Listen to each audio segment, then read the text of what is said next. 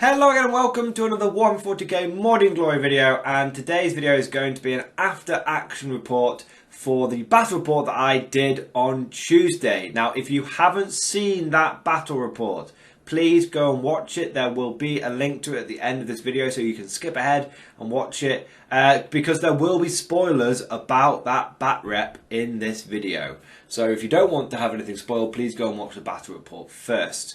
Now, if you are sticking around for this video and you've not been part of an after action report before, what I do in these videos is I talk about the games that I've played throughout the week. In this case, it was just a one for the bat rep. And I talk about the tactical insights, things that I got right, things that I got wrong, and just some general sort of tactical musings on what I've learned from that game.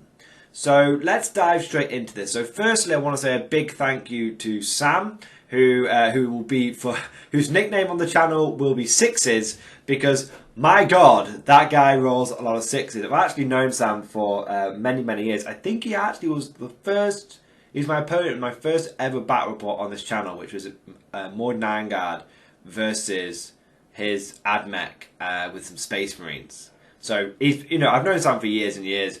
He's a really great guy, absolute gent to play against, and he has basically been playing Marines and been playing Admech, just two armies, since early 7th edition. So he knows what he's doing with these armies now. He knows them like the back of his hand. And one thing I would say, first tactical insight, is that I'm spreading myself a little thin because I'm trying to get more armies on the channel. I'm definitely noticing that I've got a broader knowledge, but it's certainly a less deep knowledge on certain factions, and I haven't used my Black Templars in a long time, so I was very rusty. Now, yeah, but thank you. Just want to say thank you to Sam. Fantastic battle, but hopefully we're going to be seeing him on the channel lots more. We tend to have sort of a regular game, sort of every Thursday, every other Thursday, so hopefully we'll see him on the channel a bit more. Now, let's go and have a quick look into the two lists. Now, my list, this was a friendly game. This was a friendly game. So the lists, neither one of them I would say was overly competitive. Sam's list was a mixture of Primaris and Firstborn, where he'd basically taken his, if Primaris didn't exist, he would have had tactical Marine squads instead of those 3 Primaris intercessors, basically. But Sam had a nice Primaris core, 3 squads of 7 intercessors. 7 intercessors is actually quite a chunky number. It's quite a good amount of wounds you get, and really gives you, allows your unit to take a couple of casualties and still remain pretty effective. So I quite liked what Sam did there. My list was obviously my Black Templars, and I had lots of men in Rhinos, and I even had a Land Raider Crusader. Now, in terms of what was going through my mind with my list, I decided that I really wanted to run a classic Black Templar Space Marine army. I wanted men in Rhinos. I wanted a Land Raider Crusader chock full of close combat Marines. And I love my Ironclad Dreadnought, and I'd painted up my Land Speeder. So I thought, you know what? I'm going to take a Land Speeder and Ironclad Dreadnought. I could have dropped the Ironclad and taken some Termies instead, but then I wouldn't have been able to afford the Land Speeder. So I thought, you know what? No, I'm just going to take a classic White Dwarf list. And so my list was essentially a Land Raider with some dudes inside, 3 Rhinos with dudes inside, a Land Speeder, and an Ironclad Dreadnought. That was essentially my list. So when Sam saw it, he was like, wow, I didn't realise we were doing a battle report for White Dwarf circa 1995, because it was literally like something you would have seen back in a White Dwarf battle report. But that was what I was going for. I was going for that. Now I know I did a video last week saying, I'm going to be more serious, I'm definitely, that video is more aimed at, I'm going to be more serious with, my guard. My Black Templars will always remain my fun army. A bit like with my Genestealer cult. They're my fun army, my cool army, my themed army. My Genestealer cult are all about the Brotherhood of Nod, Command and Conquer, Tiberian, all that kind of stuff. And my Black Templars are, well, I try my best to really lean into the Templar aspect of it, close combat all the way. Even my Bolter Marines were getting into turn 1 charges, all that kind of stuff. Now, Sam's list overall was the 3 squads of Incestors that I previously mentioned, a squad of Terminators, a squad of Vanguard Veterans, a Land Raider for him. So normally you don't see 1 Land Raider in a battle report. We had 2, so that's pretty cool. Storm Talon, Contempt Dreadnought. I hate Dreadnoughts, and I specifically hate Contempt Dreadnoughts. We'll get into that in a moment.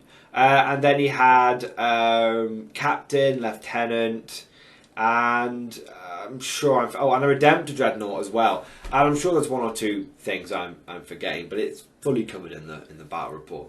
But basically, he had I had more focus on troops and rhinos, and he had more focus on elite damage dealing stuff. You know, I didn't have any elites in my army. My elite chopper unit was a squad of a couple of squads of Crusaders. So it's kind of interesting. Now, what I would say, before I forget, I want to talk about Dreadnoughts for a moment. Contemptor Dreadnoughts are really good. If there's anyone here who is who's a Marine player or is thinking about getting into Marines and you're not sure which Dreadnought you want to go for, I strongly recommend Contemptors. They are relatively affordable in terms of Dreadnought prices. They come with an all-round good profile. They've got a Carey's Assault Cannon, which is strength 7, so perfect for dealing with Dark Elder. Normal Assault Cannons are strength 6. They've got a Storm Bolter in the fist as well. I think it's technically a Combi Bolter, but it doesn't matter. They've got a Storm Bolter in the fist. So at close range, they're putting out 10 shots. You know, so they've got volume of fire, plus that Assault Cannon is stronger, so that's actually good against a variety of targets. And then in combat, you know, you've got 4 attacks base, plus 1 for charging, 5 attacks. They no longer degrade. They used to have 10 wounds and degrade but hit on 2s. Now they only have 9 wounds but they don't degrade but always hit on 3s. But the big thing that they have is a 5+ invulnerable save inbuilt. And I cannot tell you the number of times that 5 invulnerable save has felt like a 2+ invulnerable save. I've faced a lot of Dreadnoughts recently, and out of all the Dreadnoughts that I've faced, the Contemptor consistently stands out as one of the most effective ones. Maybe it has no right to be that effective. Maybe on paper it's not as effective as it should be. But in reality, on the tabletop, that 5% vulnerable save is not to be underestimated. It's really, really good. In an age of Melter, it's fantastic. I mean, in the game that Sam and I had, my Land Speeder would have killed that Contemptor in 1 go. If that had been any of the Dreadnought, it would have been dead. But because it was a Contemptor, he just 5+ saved, 5+ invuln saved both of my multi-melter shots. I got 2 hits, 2 wounds, he just 5+ saved them. And you can't go wrong with that. And before you say, oh, well, that's just 1 game, it happened in the Mordian battle report I did. It happened in the Steel Legion battle report that I did. You know, they consistently are a pain in the ass. So if you want to look for a really... So tactical insight number 1, not even from my list. Contemptor Dreadnoughts are a really solid core. Speaking of other Dreadnoughts, the Ironclad is fantastic because it's strength 8 and it's very, very good at killing vehicles. Now obviously some people are going to say vehicles aren't really a big thing in 9th. Well, I think we're going to definitely start seeing transports coming back a bit because obviously the way that the check changed in the ranks to no prisoners and the way Bring It Down works now. But I found my Ironclad, I've never been disappointed in him, and the only time he's ever let me down is when my opponent has rolled ridiculously well. But he, by and large, he doesn't let you down. He's got loads of cool inbuilt re-rolls now when he's targeting vehicles. He does a flat 6 damage when targeting vehicles. He's very, very good. I mean, if you get an Ironclad into 2... If you get an Ironclad into like 2 Raiders, I'd be tempted to split attack because you'll probably kill both. If you Wisdom of the Ancients that bad boy, you'll probably kill both. So he's really, really nasty. That's sort of inside the list. So from the game, so in the battle report it was a Black Templar victory. However, I did make a couple of really annoying mistakes, and I'm going to address them now, so that just to be in total transparency. In the interest of total transparency. So I made one major mistake that penalised me, and I made one major mistake that benefited me. In fact, I made 2 major mistakes that benefited me. So I'm holding my hands up here. I have no I have no excuses for this. I haven't played my Marines in a year, but I personally, as the player, should make sure that I know my army well enough, especially if I'm doing a battle report. So I'm presenting these now. Internet, judge me, you know, put me on trial. I don't mind, but I'm presenting them so that anyone else who may not have played Marines in 9th because, you know, of lockdowns and whatnot, be aware of these things. So the first mistake is a really stupid one, and it's not even a rules one. It's just a stupid one. So I was with my power swords in my squad. So Black Templars can take a power sword on the sergeant, and they can also take a power sword on one of the guys, one of the basic initiates, one of the tactical marine guys. And I was just foolishly rolling 2 attacks for those power swords, even when I hadn't charged. And so the reason I was doing that, the reason I was doing that is because I'm a fucking idiot, pardon my language. But I basically, I have not, when I play against a lot of Marines, but I play against Primaris. I play against Primaris all the time. So I am so used, just when I'm running on autopilot, when I'm like filming and whatnot, I am so used to Marines equals 2 attacks base. Right? That's what Marines have. I'm just so used to Marines equals 2 attacks. But tactical Marines, firstborn Marines, including in Black Templar initiates, have 1 attack base. Okay. Now the even super retarded thing about this, again, no, okay, politically incorrect, sorry. There's even more stupid thing about this was that I wasn't giving all my Marines an extra attack. I was just fast rolling the power sword guys and was just doing 2 attacks from the power sword guy without thinking. I was like, oh yeah, chainsaw guys, after they've charged, they've got 2 attacks. These are right, power sword guy, he's got 2 attacks. Just dumb. So I've messaged Sam about that and I've apologised for it profusely because I mean I'm not going to say whether it had a big impact or not to the game. I hate it when people say, oh, it didn't have a really big impact to the game. No, I made that mistake. So number 1, stupid mistake from Mordian Glory. Too rusty with his Black Templars. Too used to playing against Primaris. Not thinking things through. So that was a mistake on my end. You know, and I had that affected the 2 power swords that I had in my 2 choppy squads. That's what that affected. So I was essentially, you know, I probably gave myself half a dozen extra power sword attacks over the course of the game. So I had 6 extra power swords. That was my mistake. Number 2, the mistake that I made. This was pointed out by someone who watched the battle report, Millipede666. So thank you for pointing this out. I got Grimaldus out of the Land Raider and then used Commanding Oratory to issue my litany, and again, stupid mistake, I Commanding Oratoried one of them so that litany went off automatically, and then I rolled for the other litany, but he was in the Land Raider at the time, so Grimaldus would have only been able to get 1 litany off. Now fortunately, I Commanding Oratory the litany that gave me what was the one that I went for? Reroll hits, the Litany of Hate, and I rolled for the one that gave me +2 charge distance. But as it was, I had no issues with my charge distance because of Black Templars essentially. So again, mistake. And again, I gave my Black Templars +2 charge distance when they shouldn't have had it.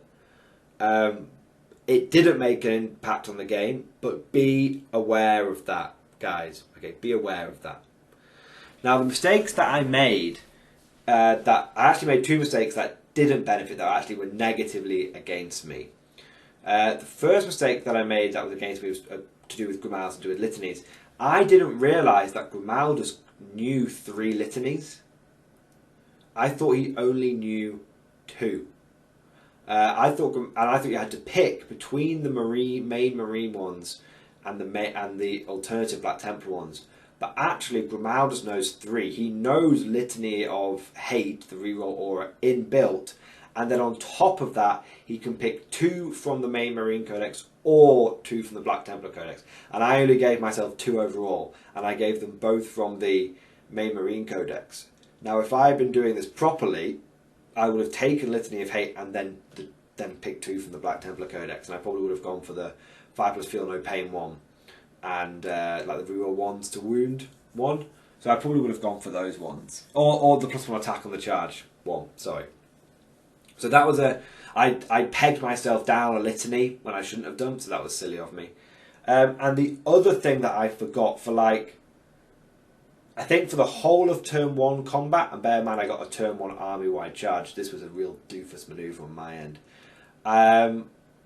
I forgot Knights of Sigismund, but that wouldn't have... Actually, I didn't make that mistake because Knights of Sigismund wouldn't have been active because I wasn't in the Assault Doctrine. So actually, I didn't make that mistake. My brain knew what it was doing, so you can forget that last one. So I made 1 mistake that didn't benefit me, and I made 2 mistakes that did benefit me. Now, I've apologised to Sam, and I said, look, as far as I'm concerned, you know, that game was so close, you know, and I made some mistakes. So I've said to Sam, like, you know, you can just say, you know, it's up to you. You can call it a draw. You can have that one as a win for you, mate. I don't really mind. But, you know, I'm sort of scrubbing that as a win from my personal record because, you know, I made those mistakes, and it's not fair. And, you know, it was a really close game, and, you know, having that extra litany, it may have made a difference. It may have done. I can't remember. You know, the battle was last week. I can't remember. You know, it may have made a difference. And those extra 6 power sword attacks I got turn 1, you know, it may. You know, you think it may have made a big difference. It may have allowed me to turn 2, shoot myself out of combat, and get that charge from that Land Raider. I don't know. And getting that Land Raider was a big, you know, degrading and charging that Land Raider and tying it up in my turn 2 was a really big deal. So it could have seriously, it could have altered the outcome of the game. So I've scrubbed that one. I am not counting that as a win. As far as I'm concerned, that's Sam's game because I made those mistakes. And I think that's the honourable thing to do. I think if you make, and this is sort of lesson, gather round, children, listen to Grandpa Mordian. Lesson learned. If you make them, especially with tournaments opening back up, this would be my advice to anyone that goes to a tournament, gets a rule wrong, and later finds out, and if you think it made a difference to the game, there's always that temptation inside of all of us, oh, I won't say anything, the game's over now. No, don't do that. Don't do that. Do the right thing. Do the honourable thing. You're not a towel player. Do the right thing. You know, go and tell the TO. Go and say, look, I made a mistake here. I made a mistake here. And I would go as far to say, as to say, look, I'm going to say I lost that game. I'm going to say I lost that game. And it's the right thing to do. You know, if it was a genuine mistake, and it's not too bad, and you might discuss it with your opponent afterwards. If your opponent might say, look, don't worry about it. But I would always be tempted, look, if you make a mistake, and even if you think there's a chance, even a slight chance that it affected the outcome of the game, you should definitely tell the TO. And I would be tempted in all cases, if you made a mistake, you know, to be honest about it. And the TO might say, oh, don't worry about it, like it's not a big deal. You know, a lot of the time the TO, especially if it's a, you know, you're having a bit of a bottom table battle, you know, you're just throwing the beers around and chucking the dice, you're not really that bothered. The TO might be like, oh, don't worry about it, it's not going to affect the prize support at the end of the game. You know, but I would definitely be honourable about it. It's the right thing to do. You know, and you know, you don't want to be, like I say, you don't want that scummy towel player that cheats someone and then, you know, and then afterwards goes, oh well, the game's over, tough titties now, mate. You know, you don't want to be like that. You don't want to be like that. So that would be my advice. So I've said to Sam, like, you know, as far as I'm concerned, it's your game now, buddy. Like, it's your game. You know, still, you know, thank you for the game and everything, but I made a couple of key mistakes there, and it wasn't fair. So, yeah, so that's, you know, that's sort of insights based on the game and warnings and be aware, you know, don't make mistakes.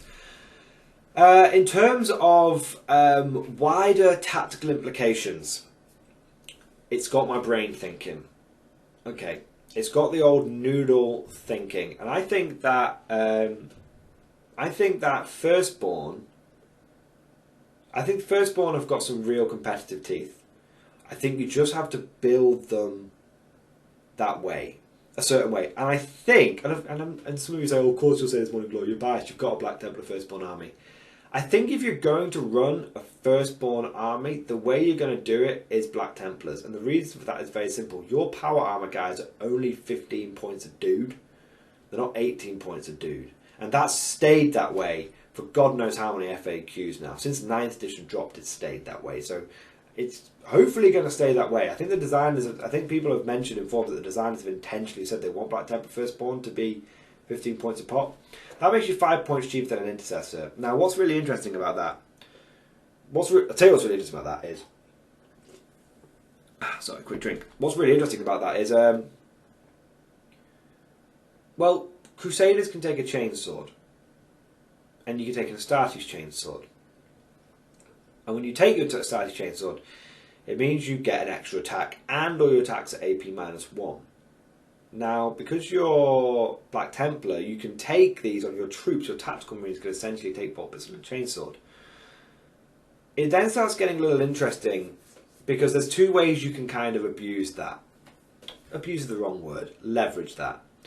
You can just spam power armor dudes like mad. It's an option. Or you can just in your regular Black Templar army, there is a unit that you can sort of build, which I don't know what to call it, but I'm just going to call it the Wrecking Ball. Okay, that's the best thing I can think of to call it. You see, Black Templars can take neophytes, and they can, which are scouts, and they can take power armor guys or initiates in the same squad. And you can take 10 of each, which means you can take a 20-man blob. Now that would open you up to some blast weapon shenanigans, certainly. But what's really interesting about it is that not a lot of people are taking blast these days, just because no one's expecting big hordes. That might change with Scutari, that might change with Sisters. But right now, you know, most people aren't taking a lot of blast weapons. And you could take one of these Wrecking Balls. You might even consider taking 2 of these Wrecking Balls, because they are 290 points for 20 guys. 10 scouts, 10 marines. Now, the scouts are not great, but you take them because of what you can stack onto them. Okay, so the scouts have got the same stats in terms of attacks and everything as the marines. The disadvantage is they're only 1 point cheaper, and you lose an AP because you've got combat knives, not Astartes chainswords. You lose a wound and you lose an armor save, so it is a significant downgrade. But you can take 20 guys in one squad, which you'll see in a moment is really significant and something I'm definitely thinking about for my Black Templars competitively. Because what you can do is you can stack a shitload of buffs on that one squad. So firstly, you take 20 guys. When that squad charges, you're getting 3 attacks per guy. 1 base, 1 for the knife, 1 for shock assault. That's really cool.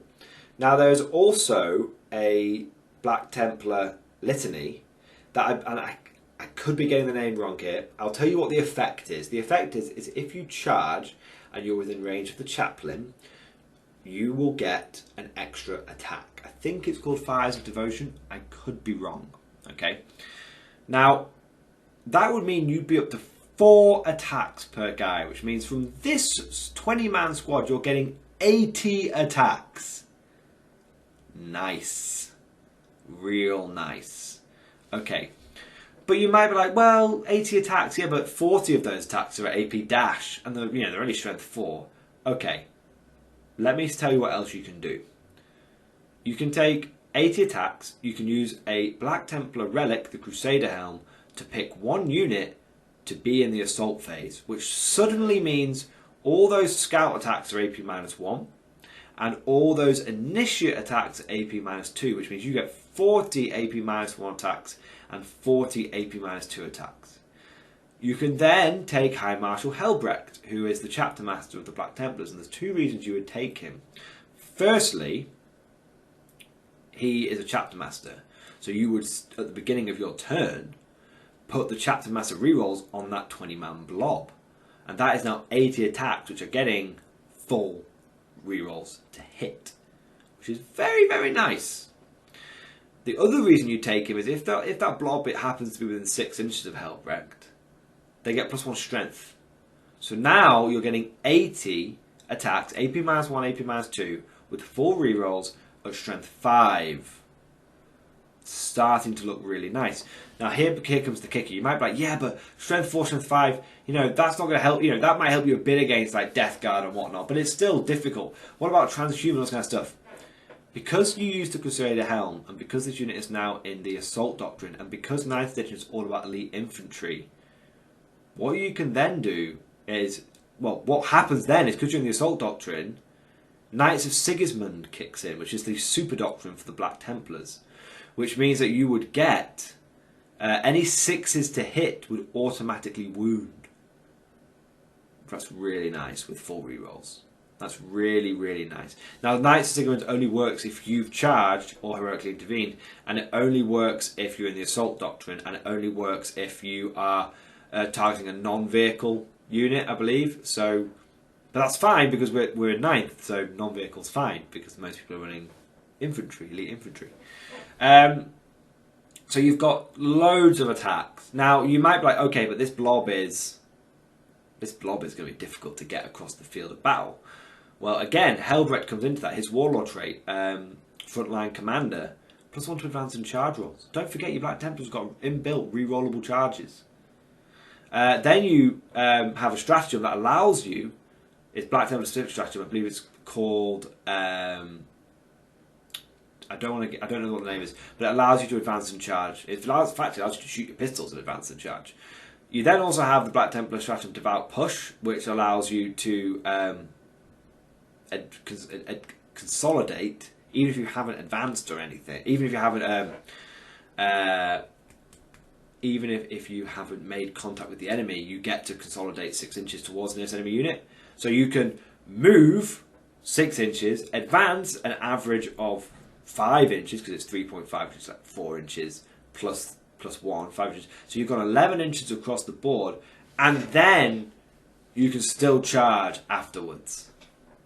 So that's really nice because you can use the stratagem, or if you're within range, or if you're not within range, you can use the stratagem for 2 CP that will allow you to move another 6 inches across the board. So you just slingshot across the board. Now you might be thinking, alright, but you know, what if you don't make the charge? That's 20 Marines that are just going to get cut down. I mean, half of those Marines aren't even Marines, they're scouts. Very true, but take into account this. Number one, there is a litany that allows you to give a 5+ feel no pain to one of your Templar units. So that makes things really good. Number two, don't forget the fact that because this is true. If you take neophytes in your Crusader squads, scouts in your tactical squads essentially, then you get the smokescreen keyword. So someone tries to shoot you 20-man blob, be like, oh well, I've got a 5+ feel no pain, and a -1 to hit for 1 CP. Smokescreen. And if you lose the neophytes, you don't really care. You've got 10 wounds there with the 5+ feel no pain that you don't mind losing because then you'll still get your 40 big attacks too. But I think you could easily get a turn 1 charge with 80 attacks, full rerolls, have a lieutenant nearby. You know, you're going to have some automatic wounds. Those that don't automatically wound, you're going to reroll 1s to wound. I think there's a lot of potential there for that unit. And there's also, if you don't get turn 1, you might be like, oh shit, what do I do? There's a relic called the Aurelian Shroud that allows you to get a 4+ invulnerable save on every unit within 3 inches of the bearer for 1 turn. So if you don't get turn 1 and you think, oh shit, someone's going to slam dunk that 20-man blob, you just put a 4+ invulnerable save on them. -1 to hit on them. That's really nice. So yeah, that's my sort of overall thinking, and I think Black Templars have got some real teeth, and I think that firstborn slingshot unit would be incredible. You could run 2 of those, I think, and have a turn 1 slingshot and a turn 2 slingshot. And you could, turn 1, turn 2, just slam these 2 massive units with all these buffs into the enemy. I think that's really potent. I think that's really, really potent. Now, I have stacked this up against things like, well, what about Vanguard veterans and whatnot?